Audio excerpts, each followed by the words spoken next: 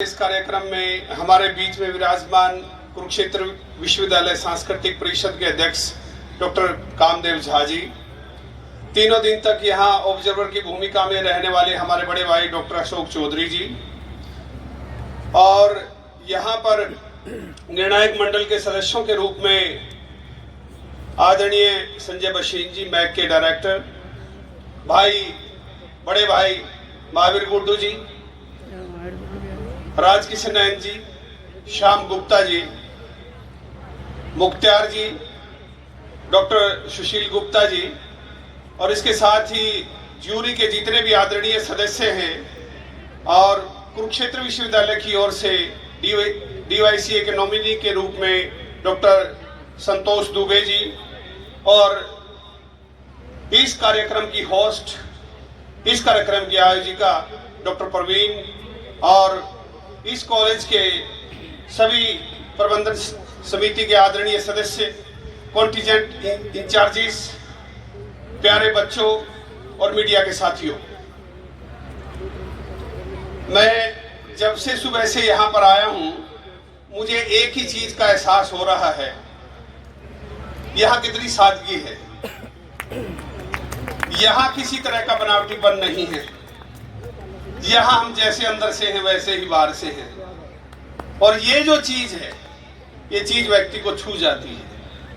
ये जो सादगी है, यही इस प्रांगण की विशेषता है, और यही संत महाराज का आशीर्वाद है। इतने रिमोट एरिया में, और आप यकीन मानिए हमारे लगभग 300 कॉलेज हैं, 300 कॉलेज में हमारे 4 जोन हैं, और अम्बाला जोन हमारा ये एक जोन है।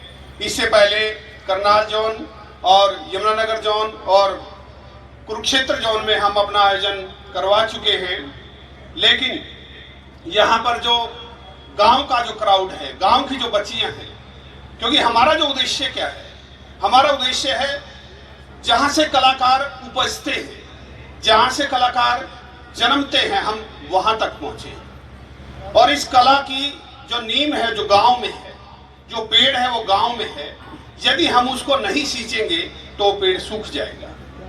मैं हृदय से आभारी हूं कुरुक्षेत्र विश्वविद्यालय के माननीय कुलपति प्रोफेसर सोमनाथ सचदेवा जी का, कुल सचिव डॉक्टर संजीव शर्मा जी का, और इसके साथ ही हमारे dean students welfare doctor Vashishtha का, अनिल वशिष्ठ जी का, और हमारे पूरे स्टाफ का, कि इस तरह का सहयोग देकर के ऐसे दौर में जब व्यक्ति घर से बाहर निकलने की विषय में 4 बार सोचता है, ऐसे दौर में कुरुक्षेत्र विश्वविद्यालय ने एक निर्णय लिया कि हम इस तरह का आयोजन करवाएं कि जिससे जो कलाकार हैं वो मंच पर आए। हमारा उद्देश्य भी यही है कि जो गांव के बच्चे हैं उनको हम मंच प्रदान दें।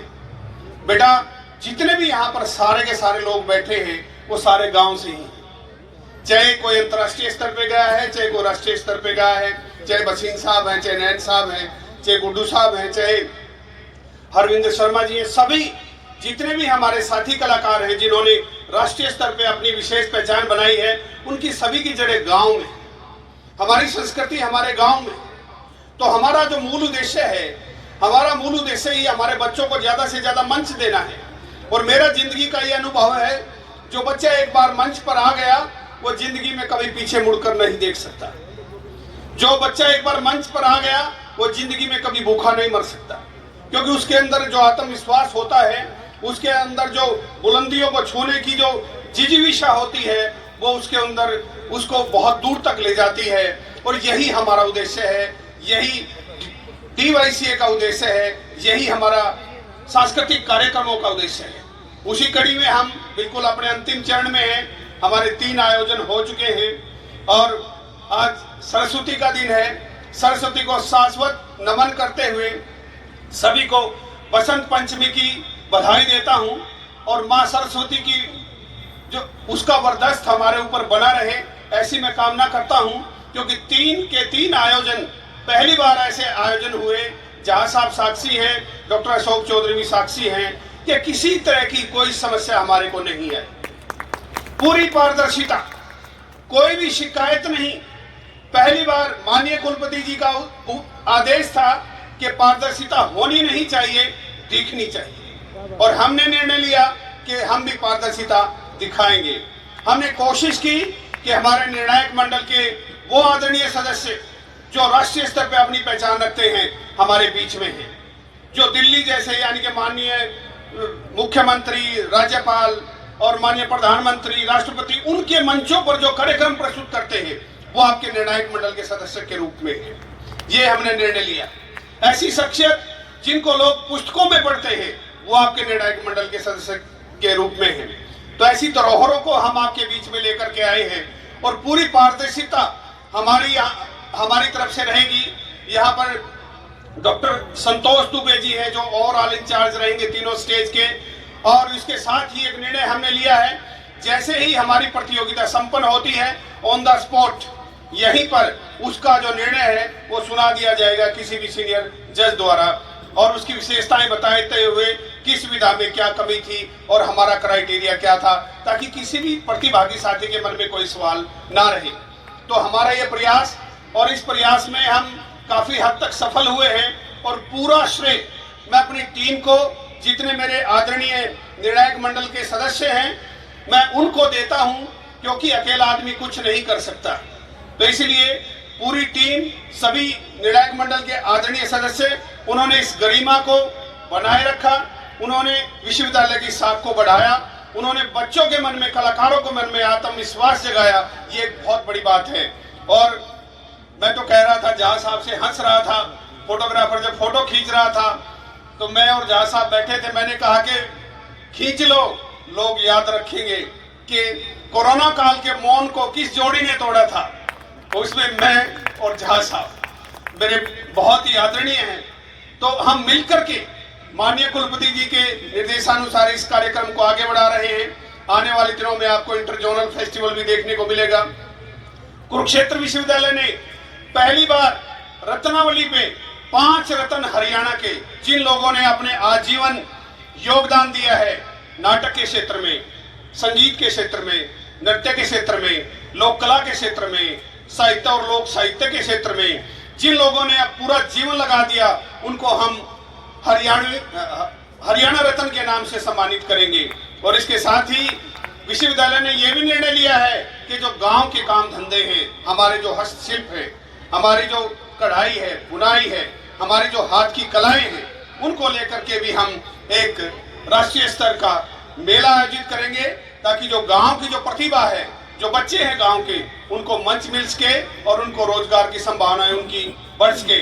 इसके साथ ही विश्वविद्यालय ने यह भी निर्णय लिया कि आने वाले दिनों में हमारे जितने भी ट्रैकिंग कैंप जाएंगे, जितने भी यूथ लीडरशिप के कैंप लगेंगे, उनमें ज्यादा से ज्यादा जो भागीदारी है वो बच्चों की रहे, ताकि बच्चे घर से बाहर निकल करके सीख सके।